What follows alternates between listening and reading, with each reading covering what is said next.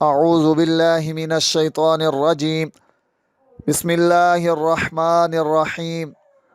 تمام سننے والوں کو السلام علیکم ورحمۃ اللہ وبرکاتہ۔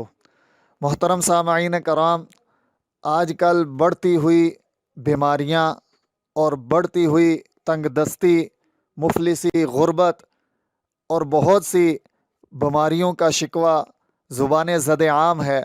ہر تیسرا آدمی اس بات کی شکایت کرتا ہے کہ گھر کے اندر خیر و برکت نہیں ہے، بیماریاں ہی بیماریاں ہیں۔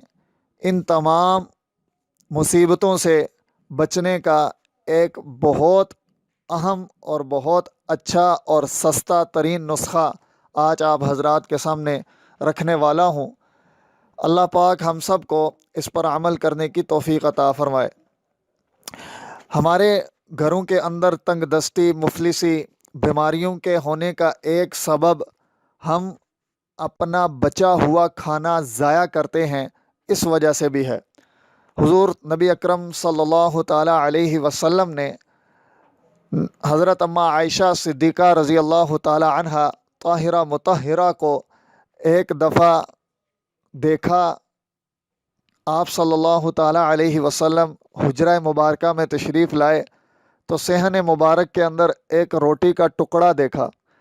آپ صلی اللہ تعالیٰ علیہ وسلم نے حضرت اماں سے فرمایا، اے عائشہ، یہ کھانا عزت کی چیز ہے اور اس کی تعظیم کرو، اس کی عزت کرو۔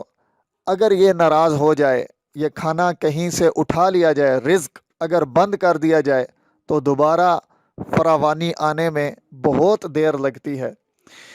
اسی طرح ہم آج کل کا رواج بن چکا ہے کہ اگر کھانے کا ٹکڑا یا لقمہ ہاتھ سے گر جائے، اگرچہ نیچے دسترخوان بھی موجود ہو، پھر بھی اس کو اٹھا کر کھانا معیوب سمجھا جاتا ہے۔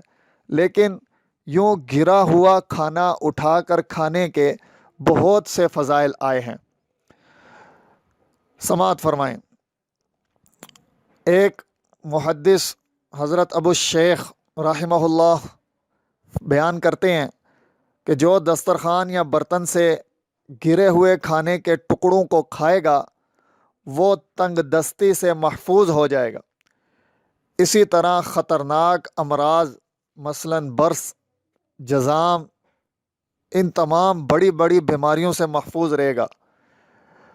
اور نیچے گرا ہوا کھانا اٹھا کر کھانے سے اولاد چلاک ہوگی، حماقت اور پاگل پنے سے محفوظ رہے گی۔ اسی طرح ایک اور کتاب کے اندر بھی لکھا ہے کہ جو شخص دسترخوان سے گرا ہوا کھانا اٹھا کر کھا لے گا اس کی اولاد اچھی ہوگی اور غربت سے دور ہوگی۔ ایک اور کتاب جس کو سند کی حیثیت حاصل ہے، احیاء العلوم، صاحب کتاب حضرت امام غزالی رحمہ اللہ تعالی عنہ، اپنی کتاب میں لکھا ہے کہ ایسا شخص یعنی جو گرے ہوئے روٹی کے ٹکڑے اٹھا کر کھاتا ہے، ایسا شخص رزق کی وسعت سے نوازا جائے گا، اس کی اولاد میں عافیت رہے گی، بیماریوں سے محفوظ رہے گا۔